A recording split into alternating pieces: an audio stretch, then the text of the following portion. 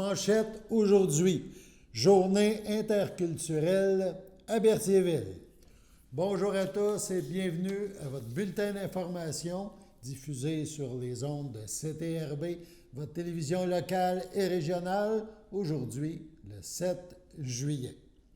Samedi dernier, donc, a eu lieu à Berthierville le Berthier Rythme. Une nouveauté, ça se déroule depuis maintenant quelques années. C'est dans le parc Sainte-Geneviève que l'événement a eu lieu. L'événement regroupait ou mettait en vedette notamment les rythmes du monde, les saveurs du monde. Les gens présents ont pu participer à une foire alimentaire interculturelle. Il y avait des plats, des mets en provenance d'au moins une dizaine de pays. Donc, une belle occasion pour découvrir la diversité culturelle de notre région à travers des délices culinaires. Également, dans le parc Sainte-Geneviève a eu lieu, et ça s'est déroulé jusqu'à 20 heures, de l'animation sur le site. On parle de zone familiale avec sculpteur de ballons, maquillage artistique, écriture arabe aussi, dessin à la main, activité de bricolage pour les enfants, tresse africaine. Bref, il y en avait pour tous les goûts. Un spectacle déambulatoire de marionnettes sur échasse a aussi retenu l'attention. Et en soirée, on a eu le groupe La Grand-Messe, on vous en reparle tantôt. On regarde en premier quelques images durant la journée.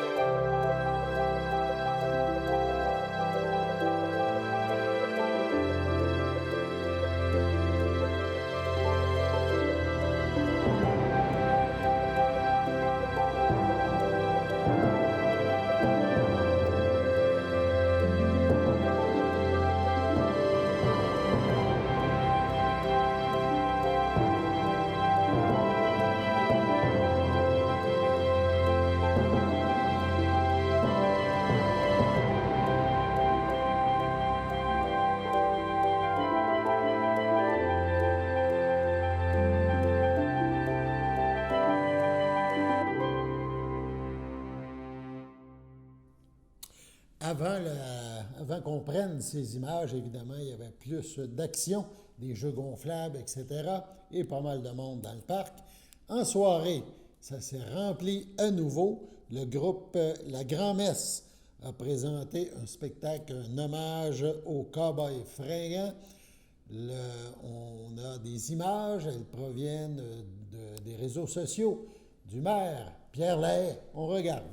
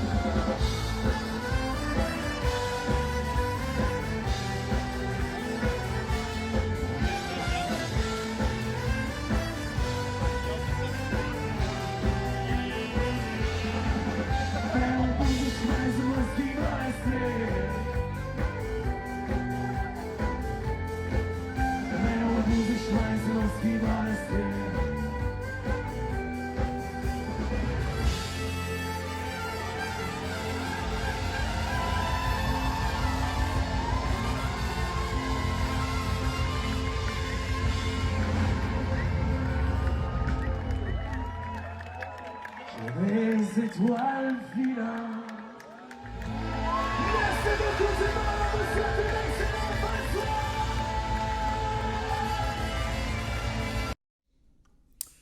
Dans un tout autre ordre d'idées, le Berthollet, le culturiste Berthollet Gilles Bellumeur, a remporté dans les derniers jours à Venice Beach, en Californie, le concours pour les 70 ans et plus. Donc, il y a eu, évidemment, il compétitionnait dans les 60 ans et plus et dans les 70 ans et plus. Il a terminé deuxième au niveau des 60 ans et plus, premier dans les 70 ans et plus. Il était en Californie accompagné de son frère Guy et il a eu la surprise, parce qu'il ne savait pas, de retrouver sur place son fils Simon. Ces derniers nous ont rapporté quelques images de cette compétition en bordure de l'océan.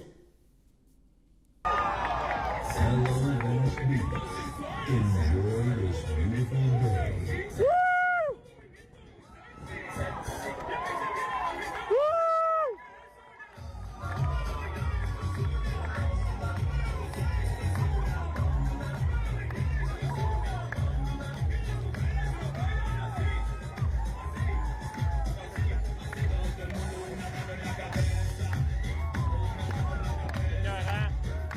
C'est bon.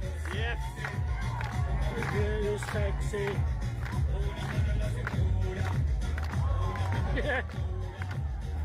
Hey, le monde applaudit. Woo!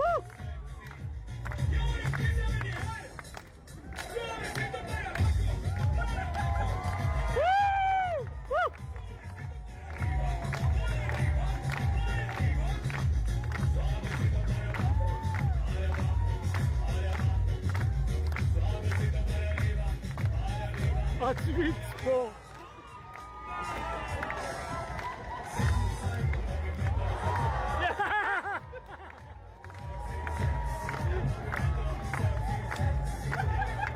Parfait! Bon Gino! Next up is competitor number 51, Rick DeCamp. Et attends un peu. Si on fait ça. All right, all right.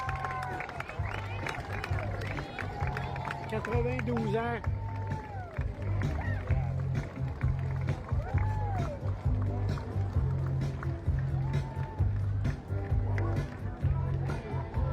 Thank you, Jim.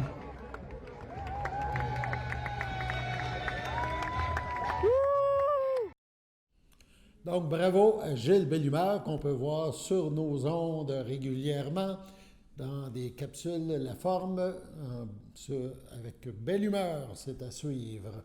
La direction de santé publique du Centre intégré de santé et des services sociaux de Lanaudière rappelle à la population l'importance de se protéger contre les piqûres de tiques, car elles peuvent transmettre la maladie de Lyme.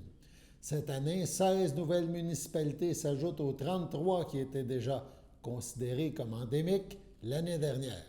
Au total, donc, 49 municipalités sont visées par la prophylaxie post-exposition, la PPE, à la suite d'une piqûre de tique, ce qui correspond à 83 % des municipalités de Lanaudière. À noter, les 6 municipalités régionales de comté de Lanaudière, dont Dautré, sont touchées et la maladie de Lyme progresse chaque année vers le nord. La proportion de personnes ayant contacté l'infection dans la région lanaudoise est en progression. En 2023, 13 cas ont été déclarés, dont 69,3 % ont acquis la maladie dans Lanaudière. En 2024, 15 cas ont été déclarés, dont 80 % ont acquis la maladie dans Lanaudière. La maladie de Lyme est transmise par la piqûre de la tique à pattes noires, porteuse de la bactérie Borrelia burgdorferi. Voilà. On retrouve principalement ces tiques dans les herbes hautes et les végétaux sur le sol. Si une tique s'agrippe à votre peau et qu'elle vous pique, il faut la retirer de façon sécuritaire et suivre certaines recommandations par la suite. Si vous avez été piqué par une tique dans un secteur à risque, un antibiotique pourrait être prescrit de façon préventive avant l'apparition de symptômes. Communiquez avec Info Santé au 811 afin d'évaluer si le traitement préventif est nécessaire. Sur ce, passons à la pause.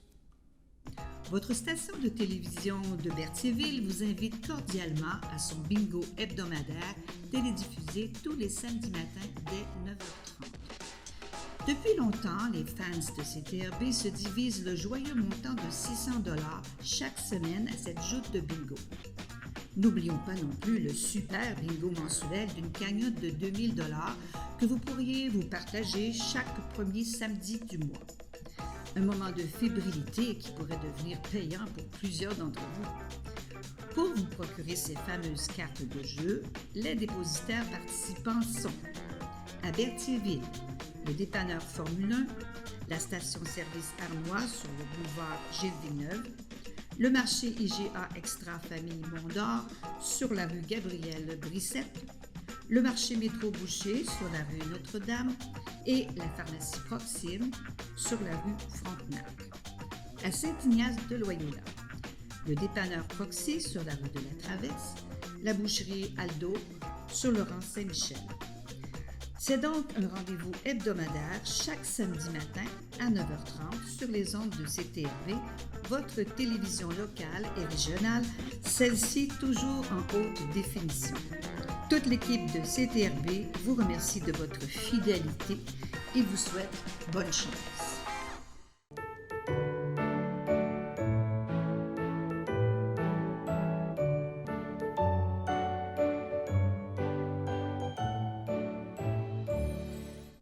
Voici donc les anniversaires en ce 7 juillet. La FADOC de l'île du Pas souhaite bonne fête à Hélène Caillé, à Alain Laprade et à Bernard Tessier. C'est votre anniversaire aujourd'hui en ce 7 juillet. Eh bien, toute l'équipe de CTRB se joint à moi et vous souhaite un heureux anniversaire. En deuxième partie du bulletin, nous vous présentons une entrevue que nous a accordée Anne-Marie Picard, responsable du Créval. Donc, elle nous fait connaître davantage cet organisme et ses projets. On l'écoute.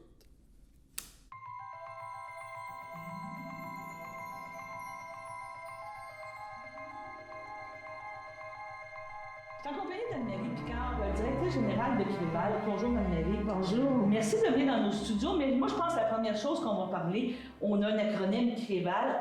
Qu'est-ce que ça veut dire en bon français? Le Créval, c'est le Comité régional pour la valorisation de l'éducation. Donc, c'est quelque chose qui a été propulsé par la région, là, par les MRC de la région, tout ça, pour favoriser l'éducation, parce qu'il y avait une prémisse de perte d'éducation, il y avait un besoin d'éducation. C'est qu'en 2001, pour la première fois dans la région, ils ont présenté les taux de décrochage scolaire, les taux de sortie sans diplôme par municipalité. Puis là, il n'y avait pas juste des maires. Il y avait des maires, oui, il y avait des élus, mais il y avait aussi des gens de la santé, de l'éducation, du milieu communautaire qui étaient là. Et ça a vraiment créé une onde de choc parce qu'il y avait plusieurs municipalités dans la région où les garçons, surtout, il n'y avait pas la moitié qui diplômaient après 7 ans. Là. Okay. Donc, la région, les gens à ce moment-là, ont dit on a besoin d'un organisme qui va nous aider à travailler ensemble pour combattre le décrochage scolaire. On peut se prendre en main aussi? Oui. C'est pour ça que notre mission, nous autres, c'est vraiment de faire en sorte que les gens vont travailler pour la réussite éducative. Okay. Le vocabulaire a changé en 20 ans, là, mais donc, nous autres, on est l'instance régionale de concertation en réussite éducative de la Naudière. Est-ce que c'était amélioré depuis que, justement, ça a été créé? Est-ce que tu vois une amélioration, une sensibilisation à ça? C'est certain qu'on a vu que nos taux là, de qualification, de décrochage se sont améliorés là, sur une longue période dans la région. Là. Dernièrement, avec la pandémie, il y a des petits reculs, mais si on regarde généralement, il y a une amélioration. Mais ça, c'est pas juste le Créval qui fait ça. C'est tout le monde, les écoles, les parents, etc. Par contre, nous autres, ce qui montre qu'on travaille bien, c'est par exemple le nombre de contributeurs, contributrices au niveau de la réussite éducative. Ça, c'est fort dans la Naudière. Les municipalités, on a 52 délégués municipaux dans des villes, des municipalités, des MRC. On a près de 400 lieux d'affaires qui sont certifiés aux EGEN. Fait que ça, c'est des employeurs qui veulent valoriser l'éducation ou aider les étudiants et étudiantes qui travaillent à bien concilier tout ça avec l'école. Puis on a aussi nos organismes qui participent à nos campagnes, à nos projets. Si on regarde les journées de la persévérance scolaire, exactement. L'an dernier, on a touché 28 % de la population lanaudière de façon directe. Fait que si on rajoute tout ce qui est indirect parce qu'il sort des médias, parce que vous autres aussi, les médias, vous êtes engagés, vous travaillez pour ça, vous le recevez, tout ça. Donc, c'est ça, il y a beaucoup plus de contributeurs. On voit aussi que la réussite éducative, c'est une priorité pour la région. C'est priorisé à l'OVT, c'est priorisé aussi au niveau de la table des préfets de Lanaudière. Donc, ça veut dire que aussi les subventions vont suivre. Ce qui fait que maintenant, aujourd'hui, le CREVAL, c'est une équipe de 12 personnes qui ont des compétences variées, autant au niveau du transfert de connaissances, de la concertation, tout ce qui est aussi de la connaissance des bonnes pratiques au niveau de la réussite éducative, et j'en passe. Parce que quand tu parles de réussite éducative, ça ne veut pas dire nécessairement que tout le monde s'en va à l'université, mais ça fait partie on pourrait dire, d'une équipe qui dit aux parents, qui dit aux choses, on pense que c'est important que vous valorisez ça, parce que ça part aussi des parents, et voici l'équipe qui est prête à vous aider pour améliorer. Parce que quand tu me parles au niveau des municipalités, peut-être tu le sais, mais je sais que c'est dans la région de Dauterive, d'MRC, la cote de dévalorisation qui est souvent utilisée pour les aides dans les écoles, on est dans les hauts, mais haut, ça ne veut pas dire que tu es bas. Là. Non, c'est le contraire. Mais tu sais, c'est quelque chose aussi, c'est un défi de dire, est-ce qu'on va réussir à baisser des cotes 9-10, mettons, pour les ramener à des niveaux plus acceptables? Il y a beaucoup de choses dans ce que vous venez de dire là. Effectivement, les cotes ici, dans Dauterive, sont mauvaises, là. Puis ce qui est triste là-dedans, c'est qu'on voit qu'il y a une corrélation entre la réussite éducative puis le fait d'être vulnérable ou être défavorisé matériellement ou socialement. Puis aussi, quand on parle de réussite éducative, vous avez raison, c'est pas d'envoyer tout le monde à l'université. On regarde, tu sais, au niveau de l'emploi, on a besoin des gens qui ont des études universitaires, mais en formation professionnelle aussi, les techniques au cégep aussi. Puis, réussite éducative, c'est pas la réussite scolaire. C'est ça. C'est pas juste de passer à l'école. c'est plus aussi d'être capable de se qualifier, d'avoir un travail, puis d'être un adulte autonome. C'est ça. Effectivement. Parce que, tu sais, réussite éducative, c'est qu'il faut comprendre que tu peux avoir passé tes 5 ans, 7 ans à l'école, mais presque être analphabète pareil. Tu sais, il y a beaucoup de facteurs qui, après ça, fait que tu as plus de difficultés à avancer dans la vie. Tu sais, on pourrait dire comme ça. Puis effectivement, tu sais, notre taux ici, au niveau des compétences en lecture, tu sais, on a une petite amélioration depuis quelques années. Là, c'est peut-être 2-3 points de pourcentage. Mais il y a encore 55,9% de notre population adulte qui ont des difficultés très fortes en français, qui leur empêche de progresser en entreprise, par exemple, qui leur empêche de bien suivre. Des fois, tu as une formation qui t'est donnée en milieu de travail, si tu as de la difficulté à aller, tu vas pas... Mais je veux dire, même accompagner des enfants. Même accompagner des enfants. Quand tu arrives à l'école, puis je me souviens tantôt, on vient de parler de Solange, puis elle a fait des formations en littératie et comment écrire, comment s'adapter au type de clientèle que tu vas. Tu n'écriras pas à quelqu'un qui a peut-être des difficultés à lire ou à comprendre des mots de difficulté. Il y a toute une adaptation. Il y a une adaptation à faire, puis tu sais, je pense qu'il est important aussi, c'est de comprendre que la lecture, c'est pas juste pour aller à l'école. C'est ça. Tu sais, la lecture, c'est important dans la vie, ça nous permet de nous évader. Bon, il a fait très, très chaud là, les dernières journées. Là. Je pense que le fait d'être à Londres, où il y avait une petite brise avec un livre, c'était pas mal. Oui, mais je te dirais comprendre les consignes aussi. Oui. Tu sais, lire les étiquettes, il y a plein de choses. Oui, il y a les médicaments, les formulaires d'impôt, les taxes, tout ça. La littératie, dans le fond, financière, qu'ils appellent, là. Il y a des gens qui perdent de l'argent parce qu'il y a des choses qu'ils ne comprennent pas en lisant. C'est pour ça que c'est important, comme adulte, de continuer à lire puis d'être des modèles pour les jeunes, pour leur montrer que c'est plaisant lire, c'est plaisant à apprendre, puis il faut être fier d'être capable d'apprendre, peu importe nos apprentissages. Si tu es d'accord, on va faire une petite pause, on va justement parler de qu'est-ce que vous proposez pour l'été, justement, pour garder, maintenir les acquis. C'est un petit peu ça qu'on Parfait.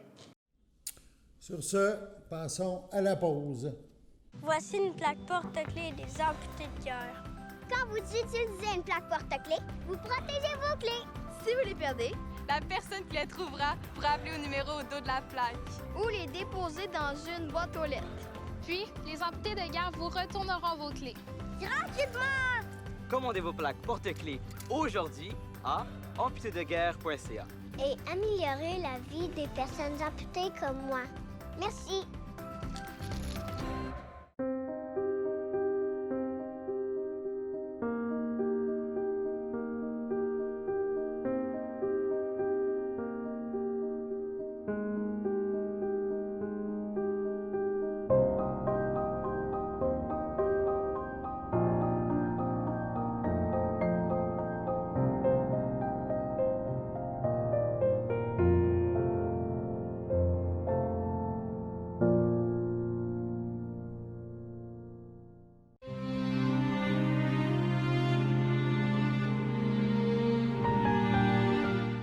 Au CHDL de Saint-Charles-Borromée, le 26 juin dernier, à l'âge de 84 ans, est décédée Mme Raymonde Bellumeur, épouse de feu Michel Godin, conjointe de Jean-Yves Reynaud, demeurant à Saint-Charles-Borromée, native de Berthierville. Elle laisse dans le deuil sa belle-sœur et Jeanne Monette, feu Henri Bellumeur, ainsi que plusieurs membres de la famille Godin, plusieurs neveux, nièces, autres parents et amis.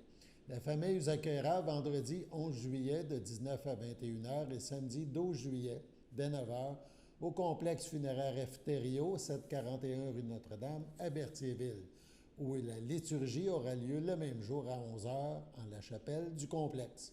Madame Raymonde Bellumeur sera inhumée au cimetière de Saint-Ange de Sorel. Au CHSLD Piémont à Saint-Jean-de-Mata le 20 juin dernier, à l'âge de 88 ans, est décédée Mme Maria Bianchi, épouse de feu René Vadnet, demeurant à Berthierville, autrefois de Saint-Cuthbert. Elle laisse dans le deuil ses enfants. France Vadnet, Pierre Villeneuve, Mario Vadnet, Jacinthe Fernet, Sylvain Vadnet, José Favard, Carole Vadnet, Benoît Lacourcière, ses petits-enfants. David de Saint-Martin, Valérie Lemieux, Andréanne Saint-Martin, Nicolas Lafrance, Sébastien Vadnet, Marie-France Vadnet, Mathieu Robillard, Sabrina Vadnet, Jean-David Degagné, Louis-Charles Lacourcière, Nadia Lefebvre, Claudia Vadnet, Marc-Olivier Mercier, Simon-Pierre Lacourcière, Jessica Geoffroy. Ses 13 arrière-petits-enfants, ses frères, sœurs, beaux-frères et belles-sœurs. François Bianchi, Monique Quinn, Vincent Bianchi, Madeleine Doucet, Ginette Bianchi, Michel Desmarais, Hollande Bianchi, Serge Laprade, Marcel Morel, feu Maurice Vadnet, ainsi que plusieurs neveux, nièces, autres parents et amis. La famille tient à remercier le personnel de la Villa Berthier, le personnel du CHRDL et le personnel des soins palliatifs au Piémont à Saint-Jean-de-Mata pour les bons soins prodigués à Mme Maria Bianchi Vadnet. La famille vous accueillera samedi 12 juillet dès 13 h à l'église de Saint-Cuthbert. Suivront les funérailles en ce même lieu à 14h30. Des cendres de Mme Bianchi seront inhumées le même jour au cimetière de Saint-Cuthbert. À son domicile, le 29 juin dernier, à 89 ans, est décédée Mme Pierrette Carrier, conjointe de M. Roland Langlois, demeurant à Sainte-Geneviève de Berthier. Elle laisse dans le deuil, outre son conjoint, ses enfants.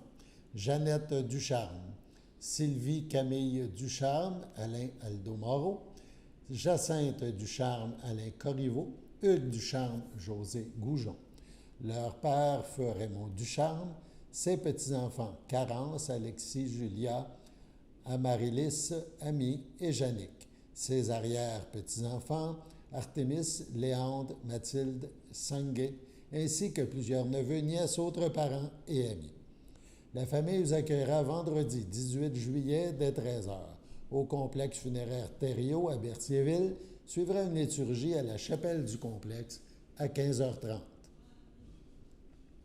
Au CHDL de Saint-Charles-Borromée le 5 juin dernier, à l'âge de 72 ans, est décédée Mme Sylvie Courchaine, épouse de M. Marcel Courchaine, demeurant à la visitation de l'île du Pas. Elle laisse dans le deuil, outre son époux, ses enfants. Marie-Ève Courchaine, Jonathan Comtois, Mathieu Courchaine, Andréanne Bergeron, Maggie Courchaine, Benoît Bellumeur, Ses petits-enfants, Azaël et Meïla Comtois, Zacharie et Clara Courchaine, Nolan Bellumeur, l'ayant précédé son frère Michel Courchaine, feu Joanne Valois, sa sœur, ses frères, ses beaux-frères et belles-sœurs, Claudine Courchaine, Daniel Champagne, Jocelyn Courchaine, Céline Lubelski, Martin Courchaine, Lucien Courchaine, Huguette Cazobon, Lucette Courchaine, René Langevin, André Courchaine, Suzanne Plante, Claudette Courchaine, Jocelyn Saint-Martin, Denis Courchaine, feu Nicole Durand, Marielle Courchaine, feu Gilles Blais, Yves Courchaine, Diane Courchaine, Jean-Luc Barthes, Suzanne Courchaine, Régent Barthes, Serge Courchaine, ainsi que plusieurs neveux, nièces, autres parents et amis. La famille vous accueillera samedi, le 19 juillet, dès 10h30 au complexe funéraire Thériault, rue Notre-Dame à Berthierville. Suivra une liturgie à la chapelle du complexe à 14h30. Au CHDL de Saint-Charles-Borromée, le 1er juillet dernier, à l'aube de ses 80 ans, est décédée Mme Gisèle Laforêt, conjointe de feu André Lagagnère, demeurant à Saint-Ignace de Loyola. Elle laisse dans le deuil ses frères, sa sœur, ses belles-sœurs, Paul Laforêt, Céline Sylvestre, Jacques Laforêt, Huguette Moreau, Denise Laforêt, feu Gilles Milotte, ainsi que plusieurs neveux, nièces, autres parents et amis. Veuillez compenser l'envoi de fleurs par des dons effectués à la Société canadienne du cancer ou encore à la Société de l'Alzheimer. Des formulaires seront disponibles au salon. La famille vous accueillera samedi, le 2 août, dès 11h, au complexe funéraire F. Thériault, rue Notre-Dame à Berthierville. Suivra une liturgie à la chapelle du complexe à 14h. Madame